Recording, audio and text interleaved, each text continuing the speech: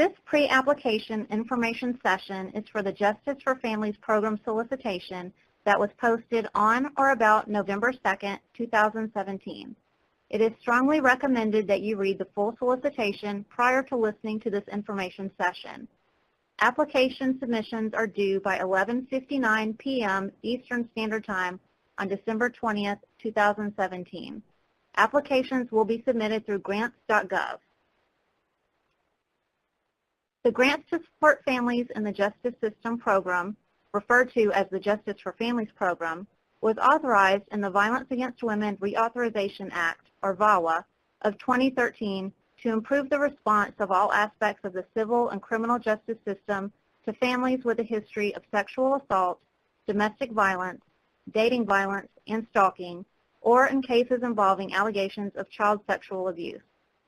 The program supports the following activities for improving the capacity of communities and courts to respond to impacted families: court-based and court-related programs, supervised visitation and safe exchange by and between parents, training and technical assistance for people who work with families in the court system, civil legal services, provision of resources in juvenile court matters, and development or promotion of legislation, model codes, policies, and best practices.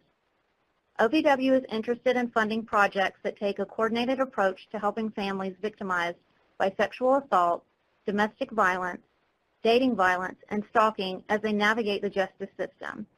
In order to help achieve this coordinated approach, applicants may propose either a standard project or a comprehensive project. Standard project. Applicants must propose activities under Purpose Area 1 or 5. If an applicant is proposing to provide supervised visitation, safe exchange services, Purpose Area 1, the applicant must also propose activities under at least one additional purpose area. The court's Purpose Area 5, can be addressed on its own or in combination with another purpose area. Comprehensive project. Applicants must propose activities under Purpose Areas 1, Supervised Visitation, 5, Courts, and 6, Civil Legal Services. Purpose areas available in this solicitation included are 1, Supervised Visitation, 3, Training for court-based and court-related personnel, 4, Juvenile court resources, 5, court and court-based programs and services, 6, civil legal assistance, and 8, training within civil justice system. Projects addressing only pro se victim assistance programs under Purpose Area 5B and civil legal assistance under Purpose Area 6 must count all associated costs toward the 50% cap on civil legal assistance described under Purpose Area 6. Projects allocating more than 50% of project activities and budget to civil legal assistance would be better suited for the OVW Legal Assistance for Victims program, for which applications are solicited annually. OVW priority areas. Applications proposing activities in the following areas will be given special consideration during the review process. 1, improve services for and/or the response to victims of sex trafficking and other severe forms of trafficking in persons who have also experienced domestic violence, sexual assault, dating violence, or stalking. 2, meaningfully increase access to OVW programming for specific marginalized and/or underserved populations, for example, based on race, ethnicity, sexual orientation, gender identity, disability, or age. 3, increase the use of promising, evidence-based, and evidence-building practices where available. Activities that compromise victim safety and recovery. Please review carefully for all purpose areas. Applications that are deemed to propose activities that compromise victim safety and recovery may receive a deduction in points during the review process or may be eliminated from further consideration entirely. out-of-scope and unallowable activities. Please review carefully and note that applications that propose activities that are deemed to be substantially out of scope or propose unallowable activities may receive a deduction in points during the review process or may be eliminated from further consideration entirely. The grant award period is 36 months. Budgets must reflect 36 months of project activity, and the total estimated funding on the SF 424 must reflect 36 months. Generally, the award period will start on October 1, 2018. Funding levels under the Justice for Families program for FY 2018 are as follows. Standard projects may apply up to $550,000. Comprehensive projects may apply up to $700,000. OVW estimates it will make up to 16 standard grant awards and between 3 to 5 comprehensive grant awards for an estimated $11 million. Please pay particular attention to the applicant type as this has changed from previous years. Those considered new applicants are those that have never received direct funding under the Justice for Families program, including current and former OVW Safe Havens and OVW Courts grantees or sub-grantees, or Justice for Families grantees whose previous funding expired more than 12 months ago. Continuation applicants are those who have an existing or recently closed within the last 12 months award under the Justice for Families program and meet the eligibility requirements. Continuation funding is not guaranteed. Additionally, continuation applicants with a substantial amount of remaining funds, more than 50% at the time of application submission, without adequate justification, may not be considered for funding in FY 2018. Please note that grant recipients that received funding under the Justice for Families program for 36 months in FY 2016 or FY 2017 are not eligible to apply. Eligible applicants are limited to states, units of local government, courts including juvenile courts, Indian tribal governments, nonprofit organizations, legal service providers, and victim service providers. The summary data sheet should include all information requested. Please note the difference between element number 5, Appendix D, and element number 7, Appendix E. Appendix D is a summary of all current and recent OVW-funded projects. Appendix E is a summary of current and pending non-OVW grants to do the same or similar work. For element number 10 on the summary data sheet, percentage of grant activities addressing the issues, the total percentage of grant activities should not exceed 100%. Please be sure to include whether your project is addressing the trafficking priority area under element number 11, and whether your application is a standard or comprehensive project in element number 12. For elements number 13 and 14, please state if either is not applicable because the lead applicant is such an entity for the nonprofit domestic violence or sexual assault victim service provider or court.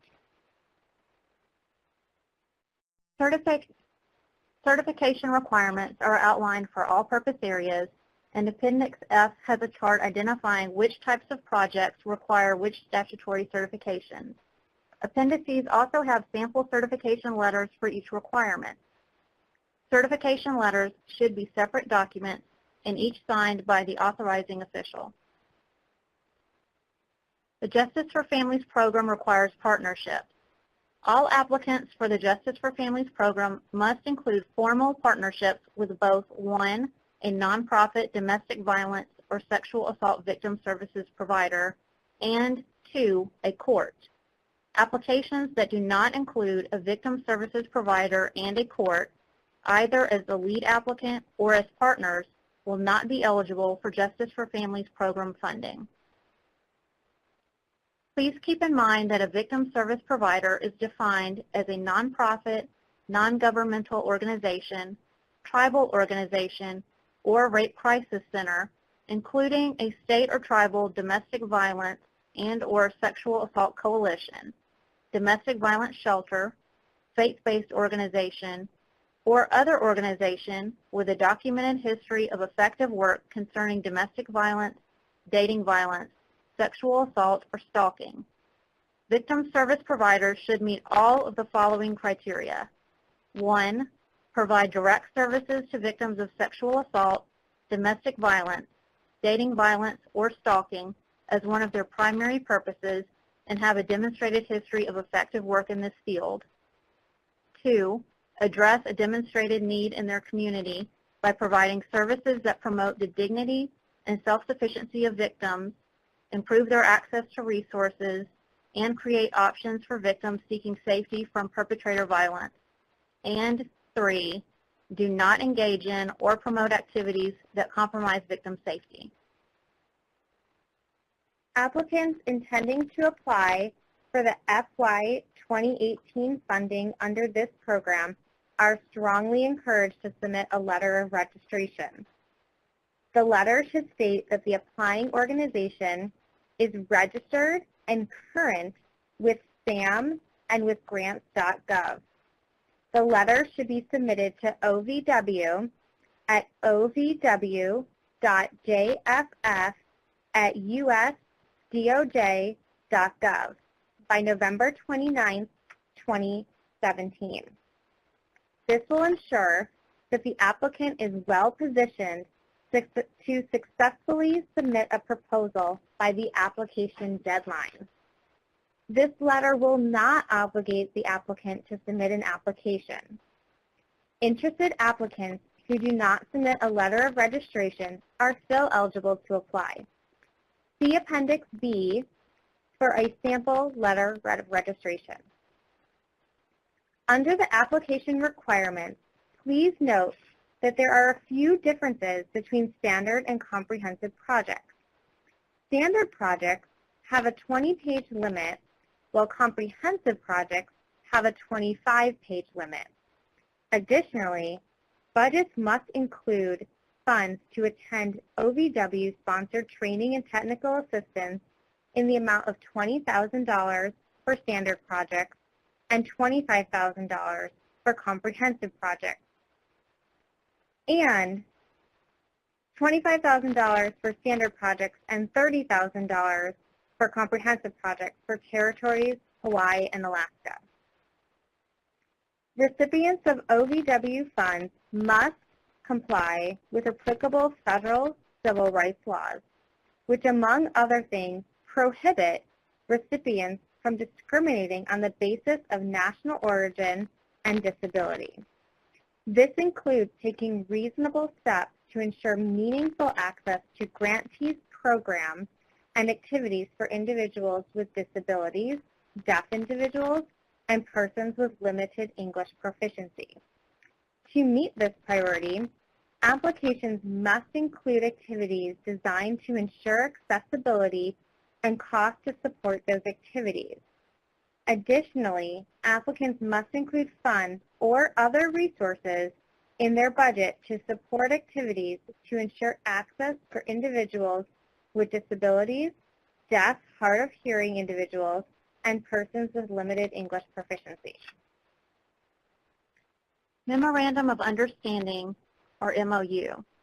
The MOU is a document containing the terms of the partnership and the roles and responsibilities between two or more parties. The MOU should be a single document with all appropriate signatures. The MOU must be current for this solicitation and the project you are proposing.